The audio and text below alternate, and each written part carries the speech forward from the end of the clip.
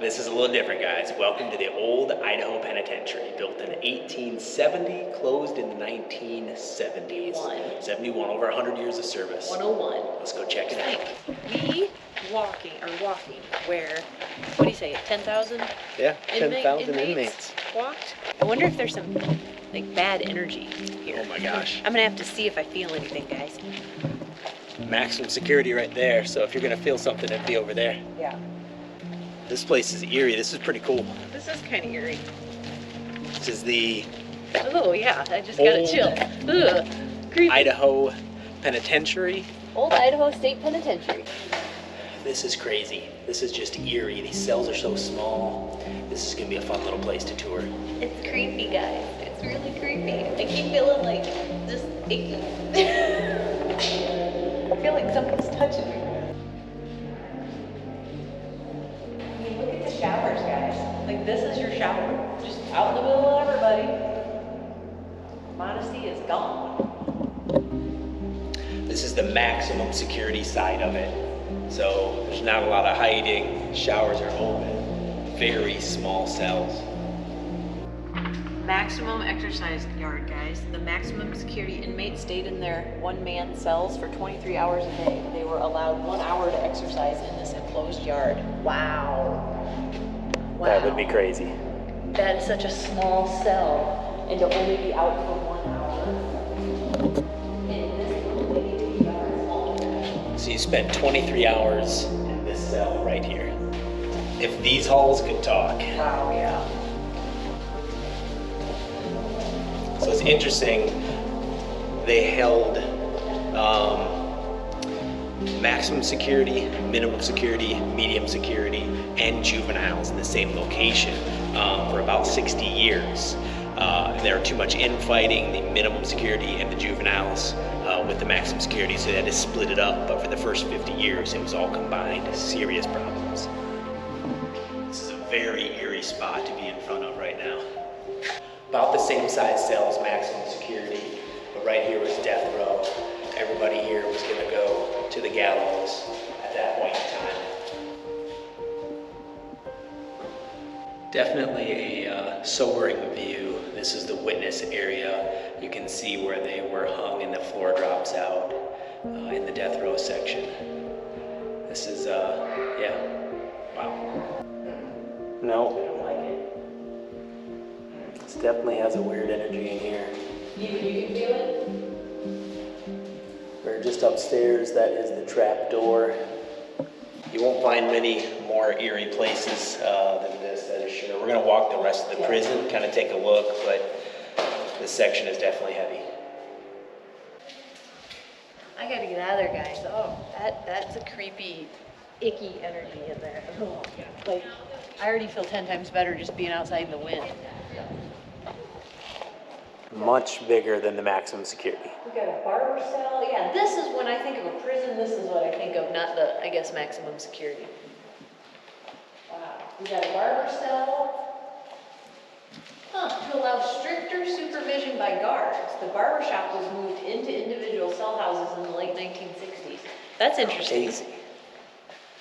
Grooming standards for inmates varied with the times. The 1972 inmate rule book listed the following regulations. Hair had to be neat and not below the upper edge of a shirt collar. Sideburns not below the lobe of the ear and trimmed to avoid bushiness. So we are in the house.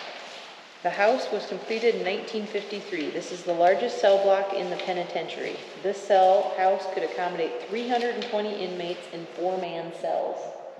I can't imagine. This is a very small area. Once you swing the bunks down, you probably have about 3 feet or 2 feet below just for walking, and then a toilet. Can you imagine having to deal with 3 other people pooping in such of a small space and stinking it up? Think about that. You.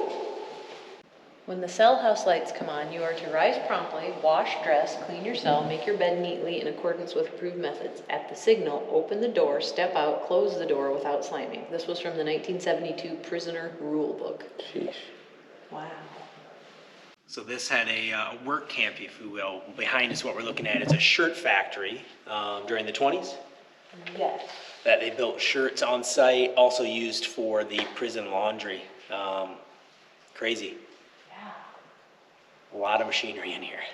This is the system. This laundry machinery was powered by a 440-volt motor connected to a line shaft and a series of belts leading to 4 washers, 3 dryers, an extractor, and a mangle. Oh my. Wow. This was probably state of the art back then. Probably. Absolutely insane. You can only imagine if you can put yourself back there, being able to get out of your room more often, being in a larger space. This is probably for good behavior. What a crazy little spot.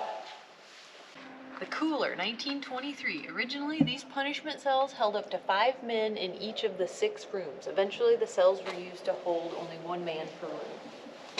Siberia, 1926. These solitary confinement cells were used as punishment and isolation for unruly or dangerous inmates. Sentences varied from a day to several months, depending upon the infraction of the rules. Wow, several months. That is not a lot of space. So this is the worst of the worst solitary confinement. You saw the cooler over there. This is much smaller and much darker.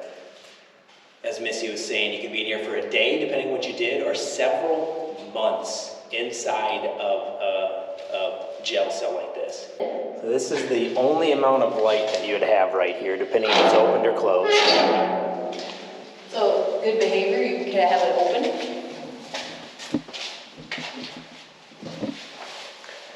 Check this out. My elbows can touch each side. Oh my gosh. Maybe 6.5 feet to lay down. You can hear the echo here.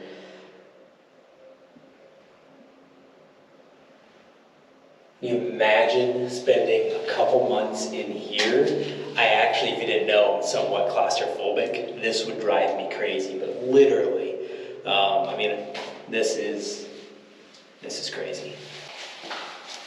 That has to be a mental and physical just war zone in there. So small. Wow.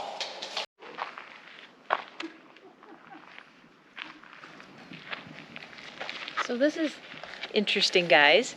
In 1953, inmates dug an escape tunnel here. They began digging in a storage shed that has since been removed and were within 6 feet of freedom when a guard discovered their attempt. Oh, rats.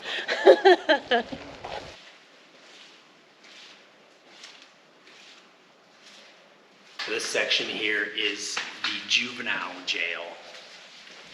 4 stories tall, had inmates down to 10 years old, serving multiple year sentences. Smaller cells, and their toiletry situation is a little different. They did honey buckets. They had to dump it themselves every morning and live with whatever residual smell there is.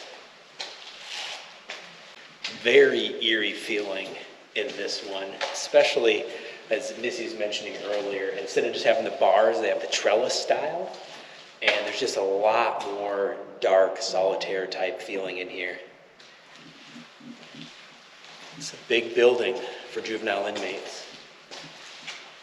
Yeah, with 2 to each one. Look at that, how many would this be? So there's 10. Well, I'd be lying if I said that the women's ward didn't have a little different feel to it. Definitely a lot smaller, obviously one little building. Looks like everyone has got like metal bunks and 2 per room. Rooms do have a little curtain on the end. I don't know if that is to little privacy when taking care of your business or not.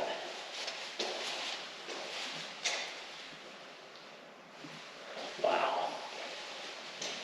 Definitely still tough quarters. Well, I guess this is where we conclude at the women's ward our little walkthrough of the old Idaho State Penitentiary. What an experience. Yeah, very interesting, guys.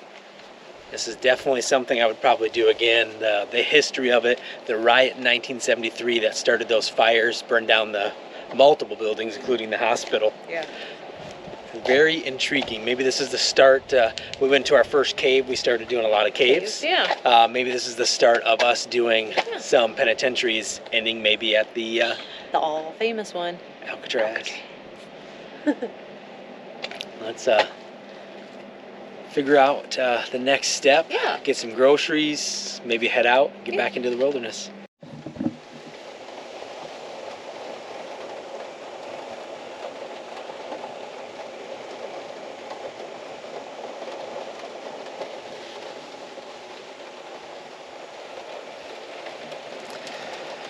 Well, it's like our first rain of this trip is kind of crazy. Yeah, we've gone an entire, 2 months without any rain? Just driving through some occasionally, that took 10 minutes. All right, so after our prison break, what does today bring? The answer is we have no idea. We were going to, we had a couple plans, but most of them required us to go through the Grand Teton area. Either run over to Grand Tetons and then across the Devil's Tower, or if we're in the area and we're in the Tetons, just go up to Yellowstone. So there's a pretty big storm coming through, and the Tetons, Yellowstone, even if we go north and around all of that, in Montana, Bozeman and everything, anywhere between 2 to looks like 9 inches of snow. And if you haven't driven a 7,500 pound van that is limited slip rear wheel drive, it's not real fun in the snow. How do you know that, John? So Missy asked how I know that. If you've ever been through the Rockies and the infamous Vail Pass, we were surprised by 21 inches of fresh powder because I didn't look at the weather correctly as I was traveling across Colorado. I didn't check elevation weather. And we were slipping and sliding at Vail Pass, which had to go from like 4,000 feet of elevation to 14,700, I think, just straight up and up and up, slipping and sliding on a whole bunch of just horrible stuff. It was a bad day.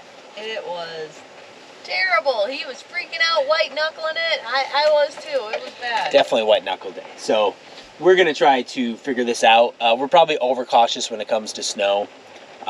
Jackson, Wyoming, right outside the Tetons, may or may not get snow. Might be 0, might be 3 inches. But we're just going to be overcautious. So I think what we're going to do, we're back by Crater of the Moon, just because it's the way to drive out of Idaho. And we're probably going to dip down to the south, hit southern Wyoming, and then jump up to Devil's Tower is the plan. We'll see what happens there. Yeah. But we're going to pack up. It's going to rain all day here.